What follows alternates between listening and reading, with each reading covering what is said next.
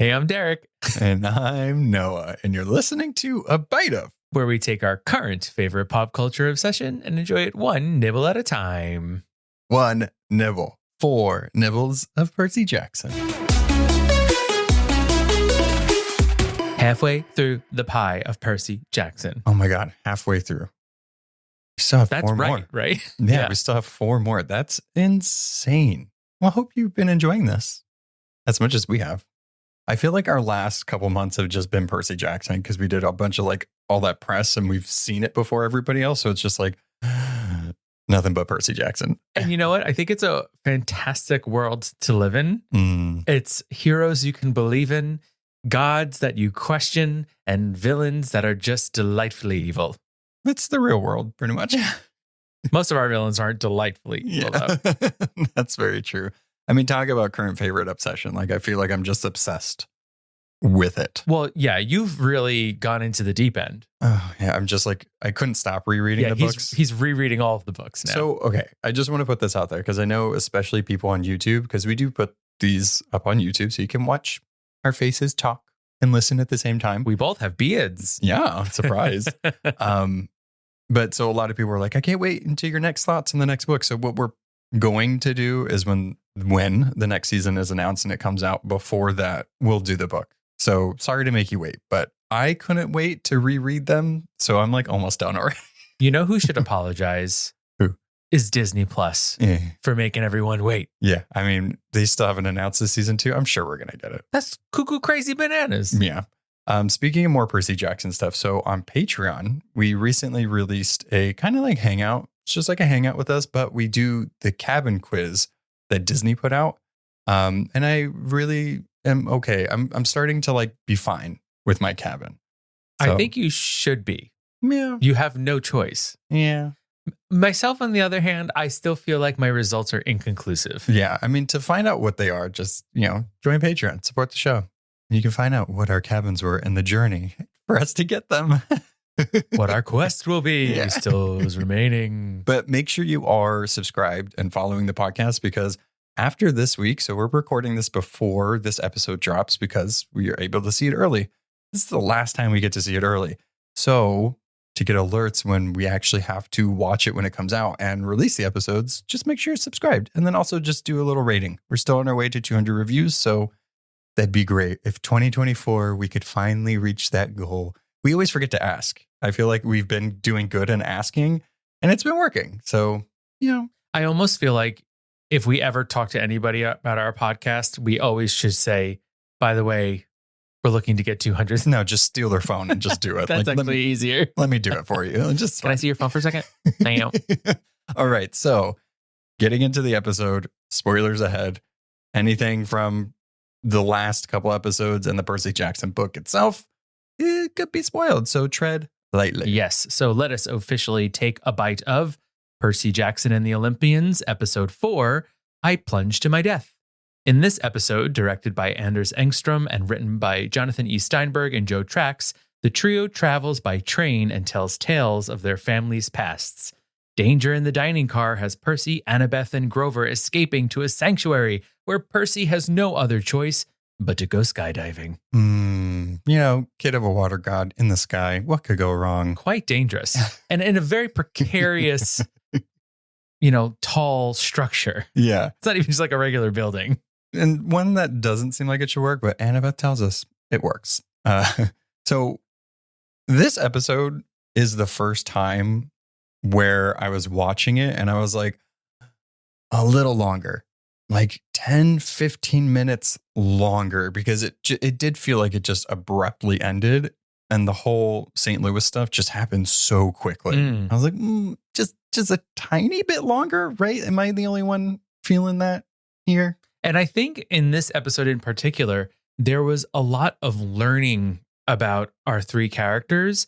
And so we were listening very intently and the action didn't come until the very end, but it almost felt like maybe that action could have been a little longer. Well, and I also really liked the action and I really liked Echidna and her son. And it's like, I wanted more of it. Yeah. And I'm curious if in this season we'll get more. I mean, I know Echidna, Percy Jackson, the monsters don't really actually die. It could be a month, a week, years until they come back. But like, I wanted a little bit more. But that's like my only grievance so far. This was the first episode where I was like, that was quick.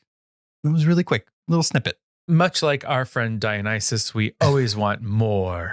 More wine. Well, you can't have it though. More partying. So the opening of this episode, I loved it. I love these little flashbacks because we don't get this in the books. And having these moments where, one, getting to see Virginia play Sally more, fantastic. But I really liked it because it showed a little bit of Sally's struggle with her kid. Because her kid, Percy, doesn't really seem like he's very strong-willed, right? He's impertinent. And she's trying to teach him how to swim, which should come naturally. Right. And she knows it does. But like he's very defiant of it. And there's a part where she looks at the other parents and the parent is kind of, one, giving him a side eye, which, come on, they're all kids. But I felt bad for her because she's kind of like, I just want like this normal thing. And it's also very important for you to know. Right. And I think that's part of Sally's whole journey in raising Percy is that it'll never be normal, and so she always needs to be looking out for him and thinking about how she can prepare him for the future and the things that might come into his life that could be dangerous. Now, I do think it's interesting that Percy does have this aversion to water in this scene. And I was just trying to think of why. I couldn't tell if it was to the water or to, I don't know, fully trusting it. You know what I mean? Like, it did seem a little odd that like he didn't want to do it.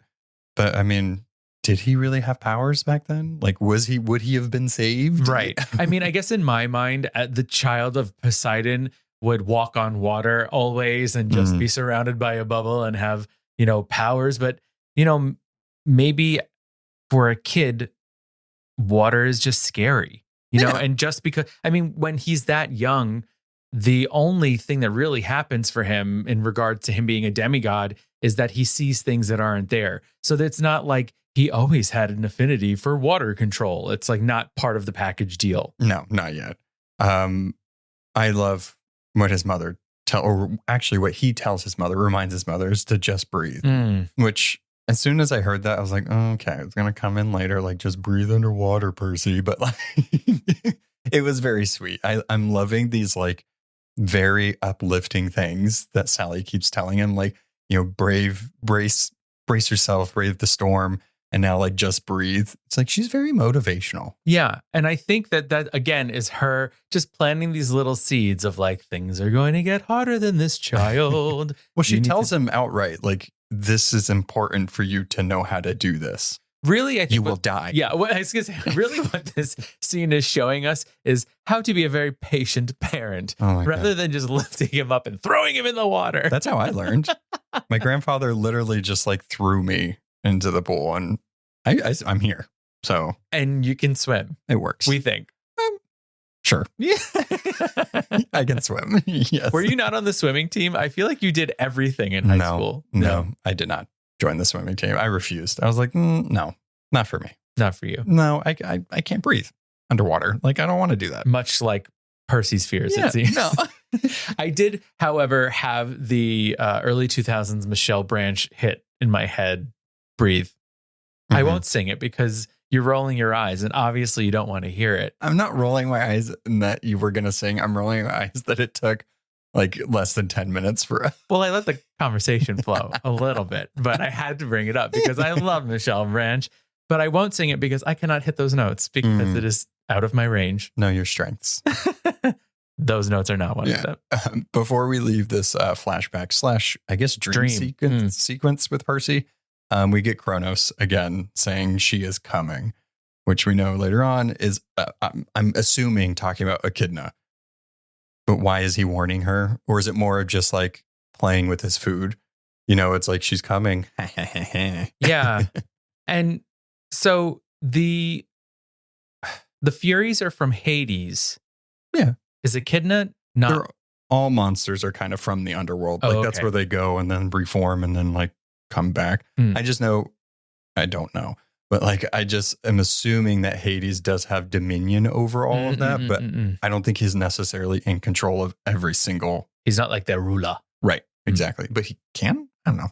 He can send them. I don't know. I have no idea. If you know, let me know. Maybe he could just call up whoever he wants. So this, a big chunk of this episode takes place in the train, which I really liked because I know from what I remember in the book, the train did not take long. It was more of like they got on the train, they're off.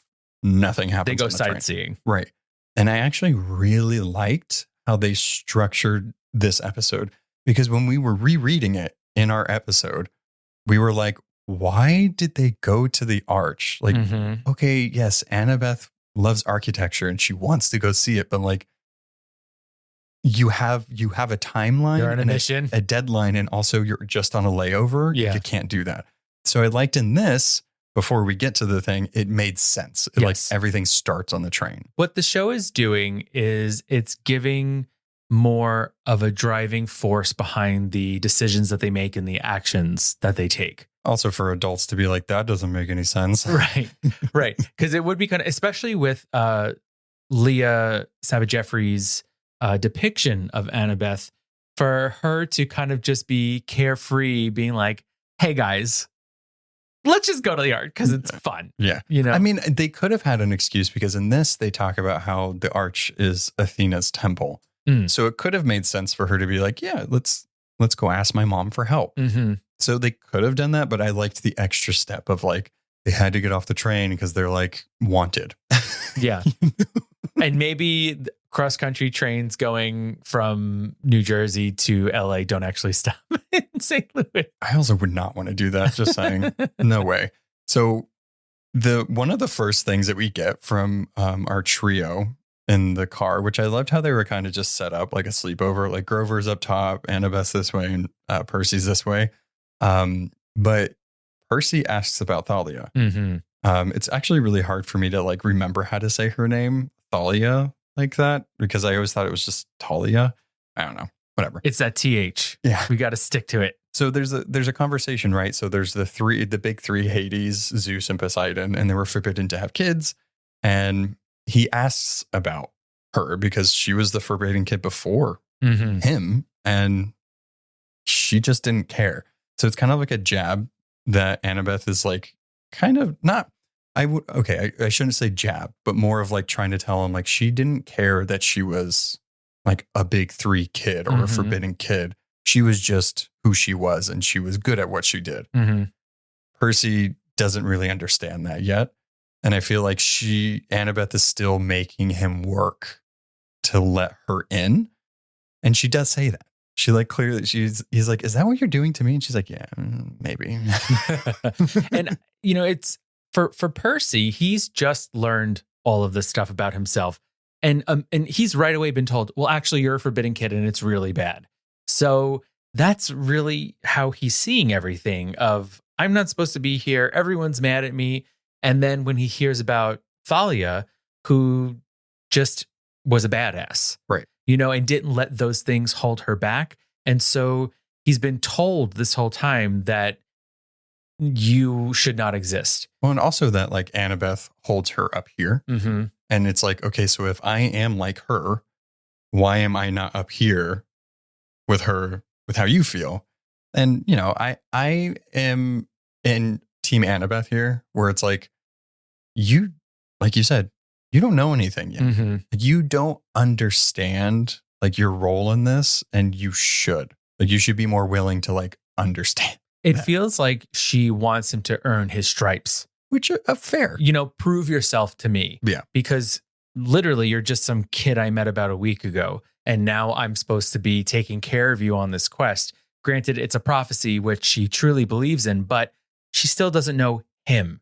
Well, and I think this is where like there's a side where Annabeth is correct and there's a side where Percy is correct. Because in the same conversation, he talks about like how the gods talk to them. And he says, you know, people that you care about, you don't talk to people that way. You don't treat them this way. He's right. But also he doesn't understand that culture. And there's a shot with, it shows Annabeth's face and she kind of is like, I mean, yeah, but like, what are you going to do? Yeah. There's nothing you can do. This is just how it is. Yeah. These are the two sides of the coin that I think that we saw in the last episode, where Medusa is saying to her. No, but you don't understand. This is what really happened. And Percy sees that perspective as well. Whereas again, Annabeth is very, very loyal to her mother and very loyal to the gods. And so it's interesting because they are the same coin. It's just seeing it in a different perspective, and basically for Percy, he's like, well, the example I've had of a parent is abandonment. Meaning is Sally. Is amazing. Is amazing. Yeah. Exactly. Who has always been there for me, who has taken care of me, who has done whatever she can as a single parent to make sure I'm okay. And then you're telling me that I'm supposed to worship the person that has literally done nothing for me. Right. And so he's seen that other side where Annabeth hasn't had that other perspective. Well, she kind of has, though, only in her story, in the abandonment part, because. Oh, I meant of the good human parent taking care of her to compare it to. So all she knows is, well, my good parent is the parent that I make offerings to. Right. That's the one that's taking care of me because my human parent left me. And that abandons her. Yeah. In like 10 minutes. What a guy. No, her mother. That's true. Athena. But speaking of her backstory, we do learn a little bit. And she kind of talks how like she was a thought from the head and blah, blah, blah, and was given to the dad. And like, it was too much for them. Dad met the stepmom. They have kids. It's too much. Why would you want somebody that has monsters attracted to them? And so she left. And I thought the way they delivered this, her delivery is great. I did think it was quick. Right. Because this is a big thing for Annabeth, one, to talk about her backstory. And also it's kind of one of the more tragic ones, at least initially, that it's like her mother can't do anything, right? She's not even part of the big three, right? So it's like her mother could be more involved, but she's a god. And her dad just didn't really fight for her. So she had to fight her way to somebody or something, Camp Half-Blood, that would accept her. And I don't know, it's just really heartbreaking because she was 7 when she did that. I mean, and they say that Luke and Thalia found her. Yeah. So it wasn't even like they came to pick her up. It was like she was trying to find a place and they got her. Yeah.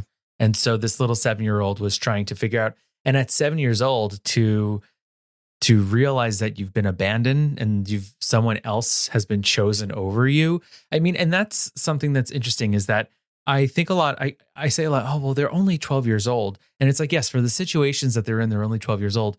But in a theory that I have is because they are demigods, they see things a little differently. Right. They might be actually a little more mature than the other kids around them because they're half god. Or at least taking a few more seconds to like look at something or like understand something. Right? Yeah. Because like what 7-year-old maturity. What 7-year-old would do that, Peace. Bye, Dad. And actually leave, not just get down the driveway. Exactly. Hide in the basement. One of my favorite moments of this episode is when they talk about Grover being froofy. I love it. Sleepy baby Grover. He's like, I'm not froofy, you're froofy. He is a little froofy. And it's moments like that, though, because it's like we have these conversations that they're having about gods and letting people in and blah, blah, blah, but they can still talk like that to each other. And I just love how Grover's just like sleeping up there. He's like, whatever. One of the more important things that we do find out is, his Uncle Ferdinand was a seeker, looking for Pan. And that's kind of what Grover wants to do, but he hasn't been able to do that. And, it really kind of begs the question of all of these satyrs who have gone out to look for Pan, who haven't returned. I always sort of thought like, what happened? Right. They failed. But in reality, is Pan really out there and these monsters are just stopping them? Yeah. I mean, Grover becoming somebody that searches for Pan is like his series purpose. Once we get past this, if you read the books, you'll know that like it goes beyond that. So it takes a little bit for us to really get anything with that. But I do think it's interesting, right? It's like these satyrs work for this thing to hopefully find a thing that they said was dead, but like they know isn't dead, but they have no idea where it is. But they just know that humans are destroying the earth. Like once Pan disappeared, humans are like, I'm going to kill the earth now. Well, there was nothing to protect it, right? There was no barrier between humanity and the natural world. And you really get to see that in this episode with Grover, how the way humans have treated the world is very upsetting to him and to satyrs alike. Man, it is. No, absolutely. And I really agree with it. Even, the way that they are seeing these centaurs running freely and how they used to be everywhere, but because of humans, they aren't anymore. And there's only 3. Yeah. And so I was like wondering, like, what do maybe those are buffalo that humans see, horses and they kill them. And, it's pretty horrific. Oh my God. All right. Well, on a less sad note, Echidna. Yeah. Things get real cheery after this. I love it so far whenever they like show a monster coming into the scene. So with the Minotaur and now Echidna, it's like it showed outside the train and then just like flying and then going straight into the train. That was pretty baller. So cool. Wrecked their cabin though.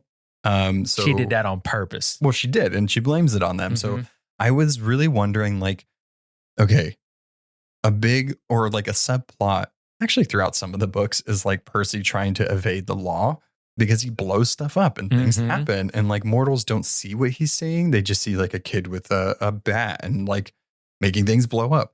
And so I was wondering, are they going to like have the authorities after him? Because it's like, it is a fun thing, right? And that's why they also have to stay more in hiding. Yes, now we know. So the cop comes to them and he's like, let me see your tickets or whatever. And it's like, is this your cabin? And it's completely destroyed. And they're like, did you do this? And he's like, how? Yeah. How would I have blown a hole through the train? 12-year-olds. Do you see us? Do you think we have explosives on us? What is happening, sir? But let me tell you, when a very intense white lady in a tweed jacket tells the authorities something, apparently they listen. She is so menacing. I literally, okay, let me see if I have it in my notes. So Susan Cryer, who plays Echidna, the mother of monsters, love this character in Greek mythology and love her in this book or in this series.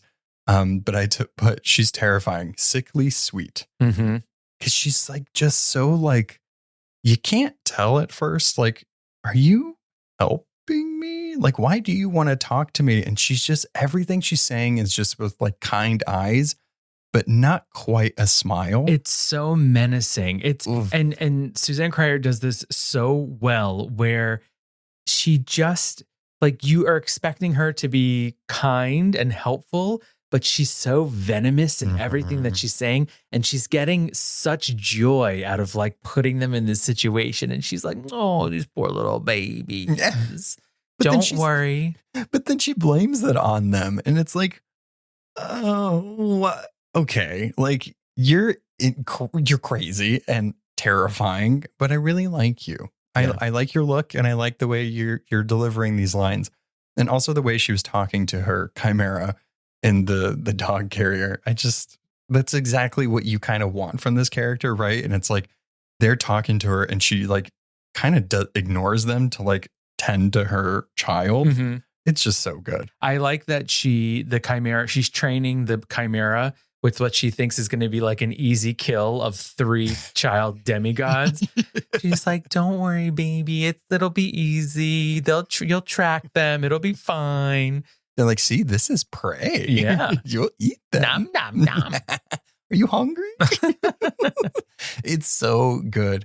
I really like the scene of like them trying to get away from them, right? And they're going between cars and also the police are after them.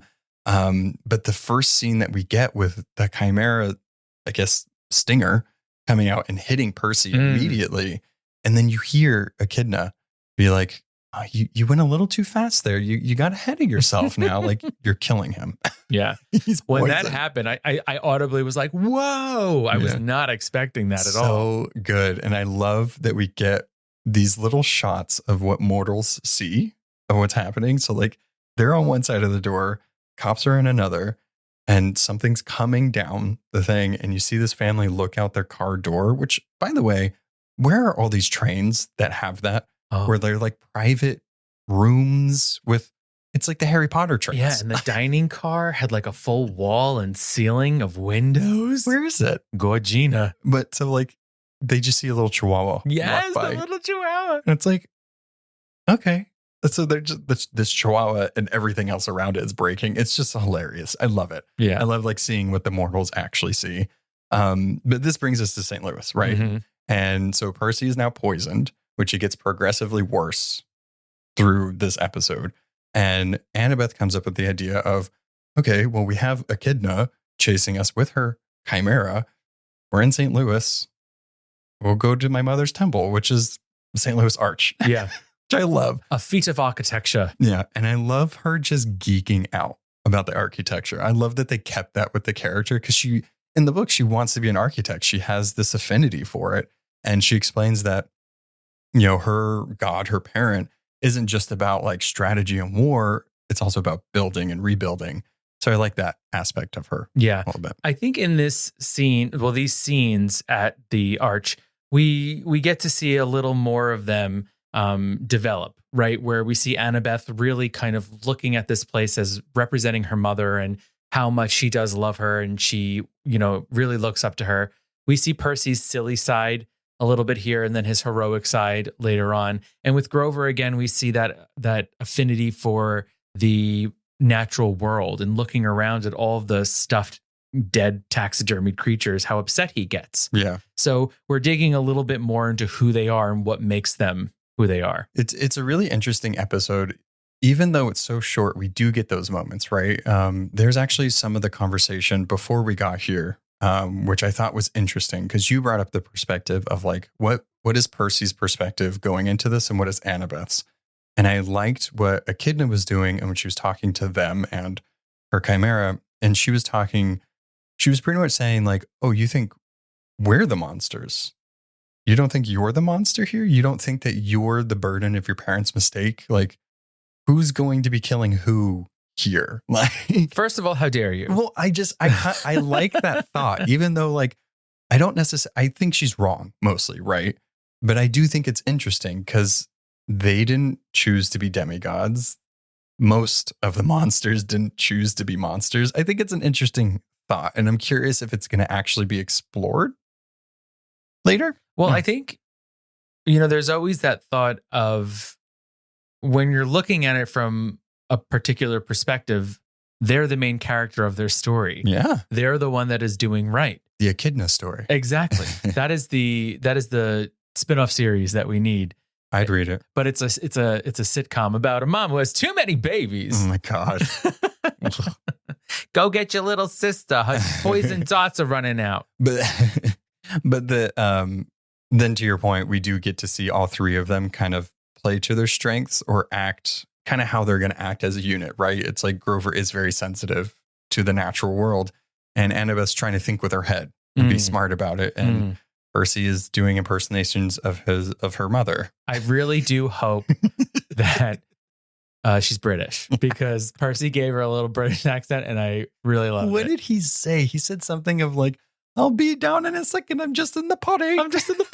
Yeah, that's exactly what it was. It was like so stupid. So funny. But I love he drops, right? So the poison is finally gone through his system. He drops. So then what do? They drag him outside. They put him in a fountain and they're just like splashing him. Like he's a beach whale. Like, and people are walking by and it's like, oh boy. It's one of the funniest scenes so far. But I also like Annabeth being Annabeth. And she was like, it's not working. Does it have to be running water? Like what? Dunk his head more. Yeah. And I'm probably right because that fountain water is just recycled. So like it must be natural. Yeah. Lake, sea, the ocean, rivers. But I do think it was smart on their part, you know. Okay, so now we're getting to, again, their godly parents being assholes. Echidna is able to come into the supposed temple of Athena. Why? Because Percy, being impertinent, sent Medusa's head to Olympus, and now Athena is embarrassed.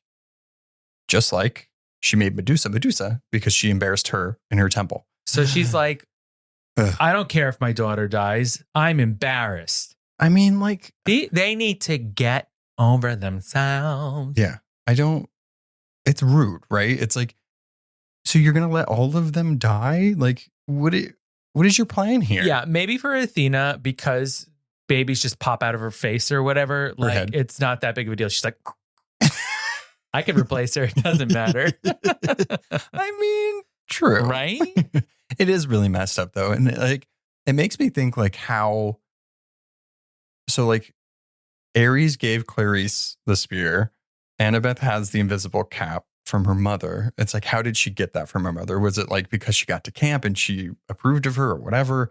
And it's like, but now you're just going to like cut her off, which is, I'm very interested to see like how far this is going to go, right? It's like, how much is she not going to be able to rely on her mother? Yeah. And is she going to have to do something to get back into her approval. good graces? Yeah. I mean, the package didn't say best wishes, Percy, Annabeth, and Grover. They all know they're with them though.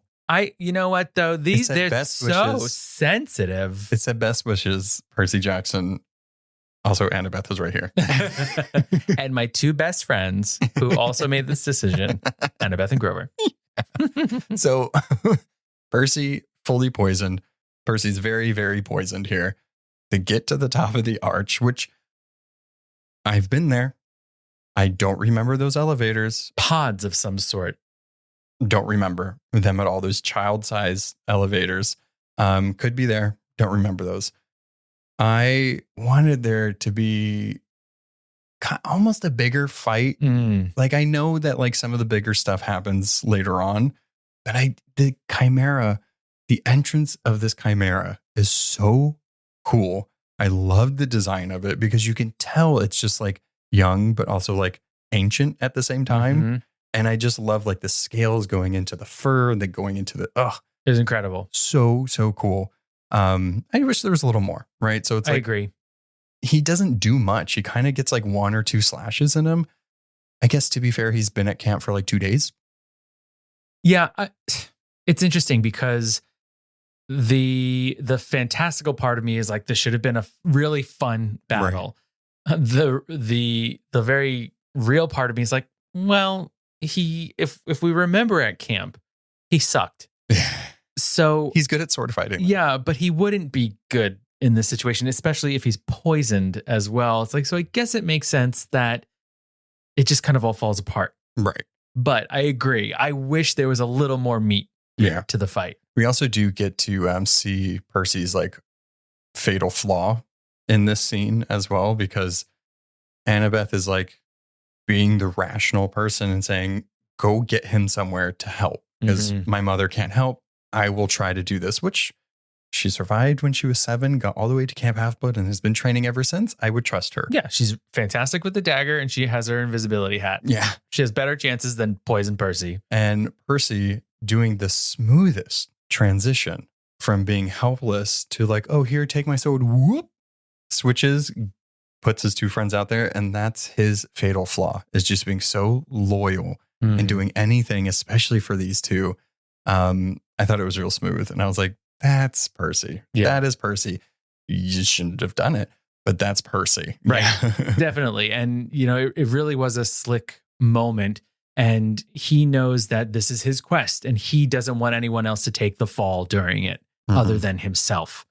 A difference here from the book is I felt like in the book, once there is that gash in the arch, the hole. Yeah. He in the book deliberately jumps out as a way of escape. But here, again, that very sort of real depiction of this is a 12-year-old kid who has absolutely no training. Yeah, he would get knocked out of it and he would be holding on and then fall. Like, yeah, yes, that makes absolute sense. I think both of them were fantastic.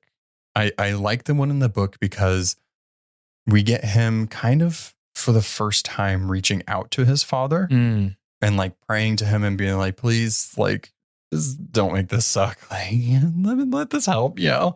And I also like in the book how it's like they're directly over the water somehow. Yes. It's not how this works. Like the arch is not over water. I like how in the show it shows it's nowhere near the water. So when he's hanging on, I was like, wait, like how is he gonna like do this? Like, is he gonna like I kept thinking flying squirrel it? Yeah, like, I was like, did he put the Maya shoes on? Like, did that happen? Nope. No, he didn't. No. And just like a thing of water comes and grabs him and puts it. That makes sense. Yep. Of course it was that. But the whole scene of him like falling, how it was in like first person, it looks really intense. Yeah. I mean, from superhero movies, right? It's like we've seen tons of people fall and having that point of view.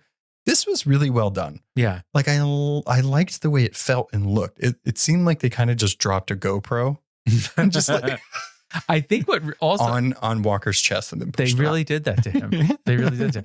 I think what also added to the intensity of this was the fact that, like, we didn't know that the water was going to come and grab him. So there was those few seconds of going, wait a minute, how is Percy going to survive this? How is he going to get out of this? Yeah. So it really did make it a very like wild scene to watch as a viewer, wondering how it was going to end up. He ends up in the water. Mm-hmm. We knew that. The dirty water. How? We didn't know, but he got in there. He got in there. And then we get the first look at the water spirit. Mm-hmm.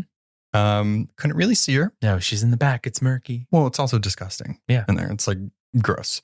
But the callback from the beginning of the episode of Just Breathe comes back and he's able to breathe underwater. Yay. Yay. But I do like what she says.